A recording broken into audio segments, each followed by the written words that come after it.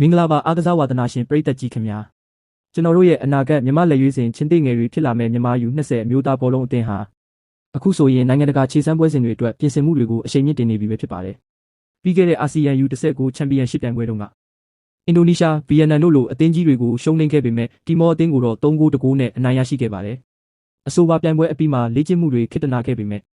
ဇွန်လ19ရက်နေ့ကစတင်ပြီးဂျပန်လူမျိုးနီးပြချုပ်ရူဂျီဆူရိုကာနဲ့အတူလေ့ကျင့်ရေးကွင်းထဲကိုပြန်လည်ရောက်ရှိလာခဲ့ပါပြီအဓိကကတော့လာမယ့်2029အာရှ U20 ခြေစစ်ပွဲဝင်ခွင့်ပြိုင်ပွဲကြီးအတွက်ကြိုတင်ပြင်ဆင်ဖို့ဟောင်ကောင် U20 အသင်းနဲ့နိုင်ငံတကာခြေစမ်းပွဲနှစ်ပွဲရှင်ပြိုင်ကစားဖို့ရှိနေတာပါဟောင်ကောင်အသင်းဘက်ကလည်းကာတာဆော်ဒီအိုမန်တို့နဲ့ကစားရမယ့်ဒင်းတို့ရဲ့အာရှခြေစစ်ပွဲအစုအဖွဲ့ပွဲစဉ်တွေအတွက်မြန်မာနိုင်ငံအထိလာရောက်ပြီးခြေစမ်းပွဲကစားတာဖြစ်ပါတယ်